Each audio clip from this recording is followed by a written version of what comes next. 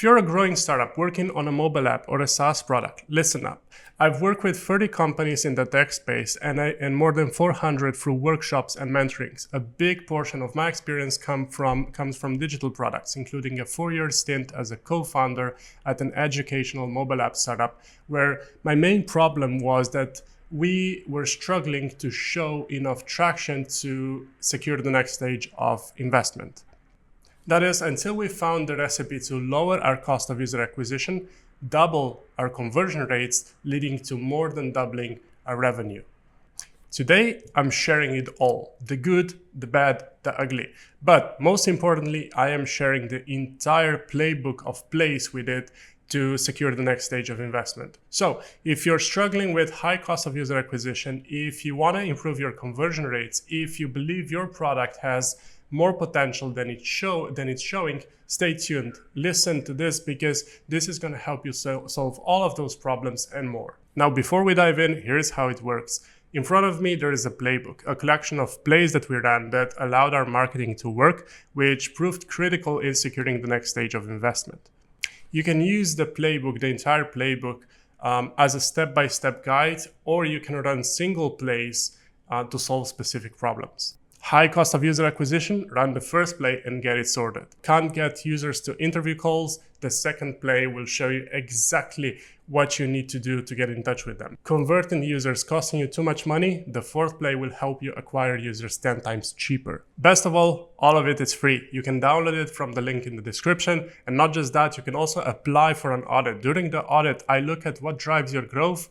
I look at your team's alignment. I check for messaging consistency, and prepare a playbook just like this one you're about to see. So by applying for an audit, we expose your growth levers, bottlenecks that's holding you back, and the solutions helping you achieve more faster. And even that's not all, because the audit's free as well. But not everyone can get in. I only accept projects that I know I can help. So if you'd like to get clarity on which products and features to bet on in the future, or not bet on, clarity on whether your teams are aligned or need a refocus, if you'd like a competitive analysis and find your space in the market, everything completely free, go to wefixboring.com and apply for an audit. And now, without further ado, let's get to content. Today's playbook was run on Kobi. Kobi is a mobile app that helps dyslexic children learn to read. And we had a very successful launch in our local market. The problem is our local market is fairly small. So we knew that we needed, to get the scale, we knew we needed to go to a bigger market. And based on every sort of analysis that we did, more than half of the money spent globally on mobile apps is spent in the US. So we knew that we had to launch in the US. The problem was, we knew we had the good product. We knew that we had success and people praising us in our local market. But the problem was that when we got to the US, absolutely nothing happened. We knew that the product worked. We validated the product, that it works with kids. It helped kids get results, but not just that, it got results, it got financial results in our local market. But we came to the US and nobody gave a shit. And we were struggling. We were struggling to get traction. We were struggling to get users into the app. We didn't have enough budget to compete on the ad space. We couldn't get conversions going. Basically, we couldn't get anything sort of going despite having this good product. And the funny thing was that this was not, a month. This was not a quarter. This was not half a year of struggles. This was 2 years of struggles where we tried every marketing hack in the playbook, and we never really got any, we had nothing to show for it. In front of investors, we were trying to spin the numbers, but obviously they saw right through that, telling us to come back in 6 months, which is basically a hard no in VC terms, right?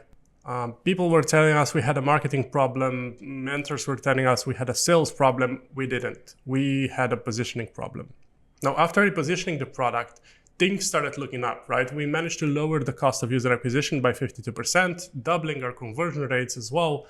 The revenue grew by 236%. Our marketing started working, which got the investors interested because we could now show a scalable business model. And Kobi received an investment by Outfit 7, the creators of Talking Tom, a company that was acquired for more than $1 billion in 2017.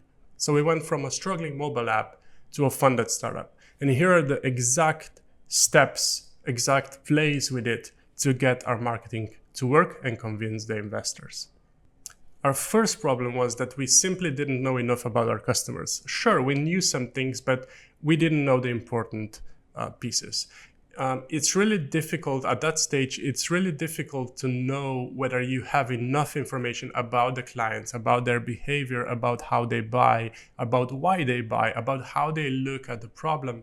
And so we were really struggling to understand that this is something that we were not aware of in the beginning, that we simply didn't know enough about our audience. And so I'm attaching a persona template to the playbook. So hopefully that helps you figure out, like, these are the important things that we have to know about our customers. And there are several other things that are basically just redundant information, right? Now, we found that we actually don't know about our clients when we started targeting people through ads, right? Not on Facebook, not on Google. We couldn't get the targeting right. When we started being honest with ourselves, we simply found that we were guessing more than actually knowing who to actually target. We had hypotheses, but we didn't know whether they were true. They were basically made up in our minds, but they were based on our experiences, not by something that clients said. That obviously resulted in poor ads, high cost of user acquisition, low click-through rates, low conversions, because we simply didn't have the information to create good content that would resonate with our customers. And so a big sort of aha moment in that space was when I started working as a mentor and I started comparing our numbers to numbers of other companies, and we saw that we had 2%, 5% click-through rates on Google Ads, while our competitors or like peers in the same space had 10%. And so we decided to do something about it, right? So we created Google Display Ads and targeted the entire United States. Basically, the only point of that was to find what are the hotspots, where are people resonating more with our ads. And these ads were basically just showing the product and talking about dyslexia and the problems that come with it. So we knew that we were trying to find people who resonated best. Like, there was a good fit between the what we were talking about and the product that we were offering, right?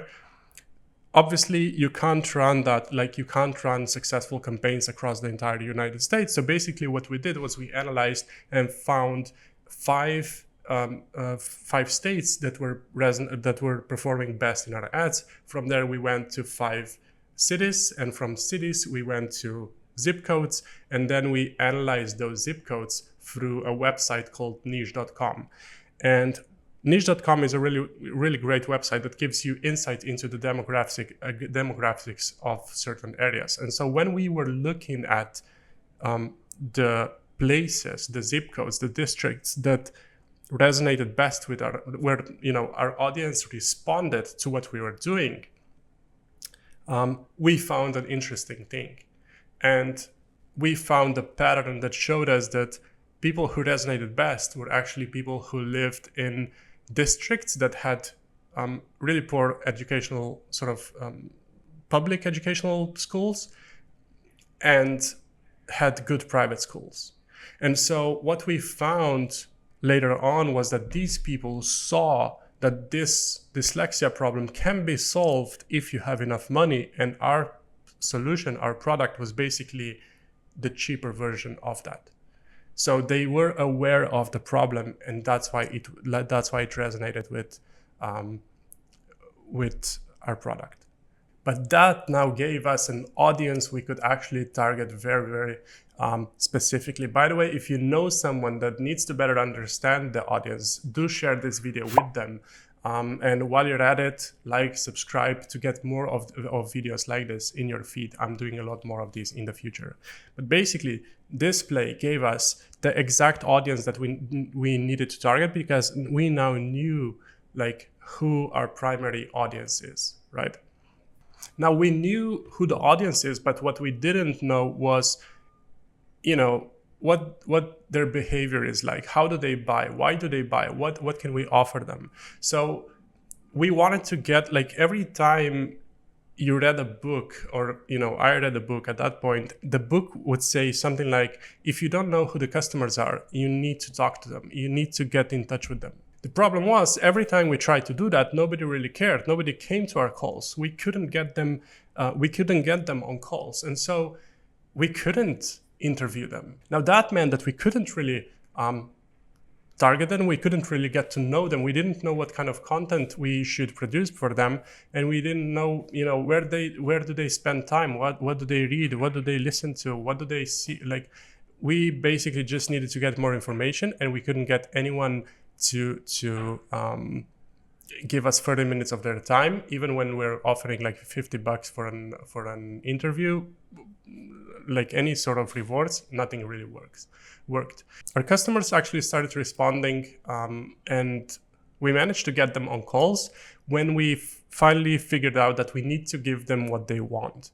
Because we analyzed the situation, and desperate for any sort of information, we were looking at how can we get them onto Zoom calls. And on one hand, like, they didn't want to get to Zoom calls with us. On the other hand, we were receiving emails about whether we would add a service of actually teaching their kids to read in live sessions to a list of services that we do. So we put together 1+1, and we basically exchanged these reading sessions with kids where we would teach kids to read for interviews. So basically, our founder was teaching a kid to read, and I was interviewing the mother of the kid at the same time. And after the first, 3 to 5 interviews, we immediately saw that we were actually thinking about the problem wrong. We thought that moms needed to understand how they can help their kids to read, but the reality was moms just wanted to. Moms were busy, right? Moms were busy, so they just wanted, and they another thing was that they thought this was a school problem, not a home problem. So they wanted a solution that they could just, give to kids while they were preparing dinner that wasn't YouTube, so that they felt good about doing something for their kid, but it didn't take too much of their time. So we were selling education, and they were buying, entertainment and feeling good about themselves. And this thing actually then started the whole repositioning process. Now, something that we didn't think about a lot was who we were versus how we were perceived, right? Because we just sort of assumed from the beginning that we were creating a mobile app, and so we were perceived as a mobile app. Now, the problem was that the mobile app, at least at the time, was perceived as something, relatively fast, gamified, fun thing to do. And so when we were saying that, here is a mobile app, people were expecting something completely different to something that they were getting. And so our ads were not converting really well because, in the graphics, people saw that this is not what your typical mobile app would be. And they were falling off the funnel like flies. So that meant that, our funnel numbers were poor. Even if we even if we managed to get the users in, we couldn't get them to convert. And that was a huge pain as a growth marketer. I felt that because I was responsible for that funnel, and I was responsible for making that predictable growth work, and I just couldn't because people were dropping off the funnel, and I didn't know why. And the actual problem with that was the balance between what we were offering, what the marketing was saying, and what the product was delivering. So when we found that we actually were looking at the problem from the wrong angle. We were selling education while mothers were buying entertainment in a combination with feeling good about themselves. We put the basics on the table, right? So we try to figure out how are we perceived, right? And because of this notion that we had in our head that we were a mobile ad, it took us a while to do that. But we decided to try and test, absurd possibilities. So we started saying, instead of a mobile app, what if we are something else? What if we are a reader? What if we are a software? What if we are a SaaS platform? All the stupid ideas that we had, we started testing them in ABCDE tests in Google. And we found a winning one. Measuring the click-through rates to understand what resonates, and convergence at the other end to understand what the product actually delivers on that context. So basically balancing the marketing promise versus delivery. We found that saying that we were an electronic reader, an e-reader, or a Kindle for kids with dyslexia worked much, much better than saying that we were a mobile app. And so people actually, we were raising the right expectations, and people were getting those expectations satisfied. And that meant that the cost of user acquisition just dropped and the conversion rates went up. So we managed to improve the cost of user acquisition and the conversions essentially with one step. And now, speaking about improving cost of user acquisition, here is what we did to finally get emails of customers 10 times cheaper with one single move. When we started to get to know our customers, we found that there is a gap in the market, that there were people who wanted, not just a fast solution. Obviously, everyone wants a fast solution for their kid, but they wanted to understand how this solution will work, right? And at the time, if you wanted to understand how to help a dyslexic kid, basically you had to scroll through a lot of blog posts, piecing the information together. Or you could read 700 pages of scientific books on how neurodivergent brain works. None of this is fun, right? And so we did something in between. We wrote a book where you could basically understand, okay, this is my kid, this is what they're missing, and so these are the exercises that they should be doing. And this worked like a charm. We actually published this. It was a printed book. We actually published this on Amazon, and it basically got us to lower the cost of user acquisition by more than 50%, because we were getting emails in the US at 50 cents per email, which was, it was ridiculous. That was so cheap that we were basically just spending a whole lot of money to get people to opt in for that book. And then from the book, we got them into the app. So if you want to build a good lead magnet to actually lower the cost of user acquisition, you need to basically run this. You need to know your customer. You need to know your customers inside out. You need to know the market. So you need to know where is the gap on the market that you can satisfy. Where is the unsatisfied need, and you have to create a lead magnet that's actually a product that people would be prepared to pay money for, and that satisfy that unsatisfied need. And when you have that, you're gonna get people onto that product really, really fast. And obviously you can then scale from that. So as a summary, to put it all together, we had to figure out who we were even targeting, right? We then had to get them on interviews to understand who they were, what their problems were, how do they think about those problems as well. Then optimize our campaigns with the knowledge that we had, and offer them something unique, something incredible, a product that they would actually pay for free. And you can do that with a framework that you get in the 5th play of the Playbook. It's a framework that was used by almost 500 teams and used by me personally, guiding 400 teams through my workshops as well. It'll take you through everything you need to understand about your audience, your competition, how your product is unique, and how to get to the right value proposition and selling points. And finally, obviously, how to validate that on the market, whether you're a B2C or a B2B product. So as I mentioned, everything included in the playbook is free. You can download it in the description below. You can also check out the audit, so apply for an audit if you'd like me to check out your product and see if I can help. The audit is completely free, no strings attached. And if you found this useful, please do share, like, subscribe, or send me a message on LinkedIn. Till next time, may your customers love you and understand your products.